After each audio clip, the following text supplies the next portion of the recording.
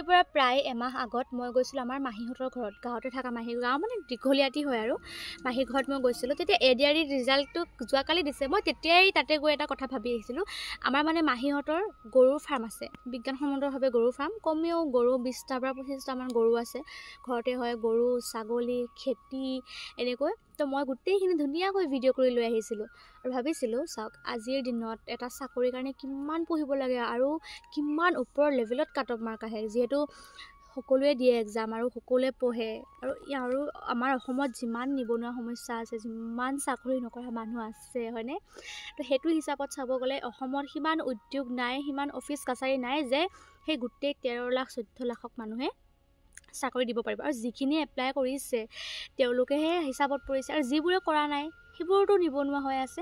গতিকে চাকৰিৰ পিছত দৌৰাতকৈ আমি যদি স্কিলত বেছি গুৰুত্ব দিওঁ হয়নে, এইখিনি কথা সৰুৰ পৰা মায়ে কৈ থাকে আৰু মাৰ মুখৰ কথাখিনি মই আজি আপোনালোকৰ আগত উপস্থাপন কৰিছোঁ। আমাৰ দাদা আৰু মোৰ দাদাও এজন ইঞ্জিনিয়াৰিং কমপ্লিট কৰিলে যোৱা বছৰ, কৰি পেলাই এতিয়া সি ইউটিউব চেনেল এটা চলাই আছে আৰু আসাম গভৰ্ণমেণ্টৰ চাকৰিৰ কাৰণে পঢ়ি আছে। যদি সি চাকৰি নাপায়ও তাৰ লগত এনেকুৱা কিছুমান স্কিল আছে যে সি চাকৰি নাপালেও চলিব পাৰিব। আৰু ময়ো তেনেকুৱা এতিয়া BA হাই ছেকেণ্ডেৰী পাছ কৰি BA পঢ়ি আছোঁ। মানে কোলা আহিছে, বাদ দিয়ক কেমেৰা কোৱালিটি বাদ দিয়ক, কথাখিনি মেইনকৈ ন।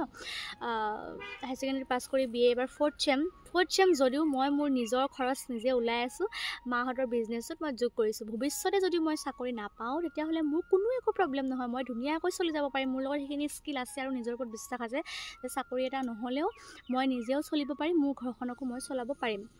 গতিকে মই ভাবোঁ এই কথাখিনি সকলো ল'ৰা ছোৱালীৰ মনত থাকিব লাগে আৰু সেই উদ্দেশ্যে মই আজি ভিডিঅ'টো বনালোঁ। মোক চাই বা এই ছোৱালীজনী যদি পাৰিছে তোমালোকে কিয় নোৱাৰিবা, কোনোবাই সেনেকৈ উপমা দিব, ঠিক আছে। মোক যদি কোনোবা উপমা দিব নালাগে যদিও কয় মই তথাপিও মানে বেয়া নাপাওঁ। গতিকে চাকৰিৰ কাৰণে আশা কৰি যদি পঢ়ি থকা যায়, টাইম লষ্ট, চাকৰি কৰিব লাগে। ময়ো চাকৰি কৰিম, মোৰ মন কি জানেনে, মোৰ টিচাৰ হোৱা বহুত মন সৰুৰ পৰাই, তাৰ কাৰণে মই পঢ়ি আছোঁ আৰু পঢ়িম। যদিও বা মই টিচাৰত চাকৰি নাপাওঁ তথাপি মই মন বেয়া নকৰোঁ, কাৰণ ক'লোৱে নহয় কাৰণটো কি, আজিকালি মানুহে যিকোনো কাম কৰিব লাগে, চাকৰিৰ পিছত লাগি থাকিলে একো নহ'ব, কাৰণ যিমান মানুহ সিমান হিচাপত চাকৰি নাই হয়নে। তো আজি ক'ব লগা এইখিনি আছিলে। আৰু মাহীহঁতৰ ঘৰৰ ফাৰ্মখন মই এইটো কাৰণেই দেখাম যে গৰু পালন কৰি, ছাগলী পালন কৰি, মাছ পালন কৰি মানুহ কিমান বেছি উন্নত। মাহীহঁতৰ ঘৰৰ অৱস্থা পাতি কিমান ভাল, ইমান ধুনীয়া ঘৰ দুৱাৰ, বস্তু একো অভাৱ নাই হয়নে। মাহীহঁত বুলিয়ে নহয় যিমানখিনি মানুহ আছে, আৰু ফেচবুকত মই পাই থাকোঁ মুনবাহঁতৰতো গৰু আছে, তেওঁলোকৰ কি অৱস্থা বেয়া নেকি হয়নে। একো লাজ কৰিব লগা কথা নহয়। এতিয়া আমাৰ আজি গৰু জগিছে, মই পথাৰলৈ আহিছোঁ গৰু হেৰি কৰিবলৈ। এতিয়া গৰুটো জগিলে, গৰুজনীৰ পৰা আমি গাখীৰ খাম, গাখীৰ বেচিম, সেয়া পাওঁ এটা ডেইলি পইচা। গাখীৰ যদি আধা লিটাৰকৈ বেচোঁ 20 টকাকৈ আহি থাকিলে, চিনি আধা কেজি দাম ডেইলি গৰুটোৰ পৰা আহি থাকিলে হয়নে, তেনেকুৱা ধৰণৰ কথা। এতিয়া আমাৰ বাৰীত শাক চব্জি আছে, সৰিয়হ, আমাৰ যোৱাবাৰ সৰিয়হ কৰিছোঁ, আমি বছৰটো আমি সৰিয়হ তেল নিকিনো, আমি তেলে খাওঁ, ঘৰৰ তেল খাওঁ হয়নে। আৰু শাক চব্জিখিনি আমাৰ ঘৰতে কৰে, সেই গোটেই শাক চব্জিখিনি আমি বেলেগকো খুৱাওঁ, আমিও খাওঁ।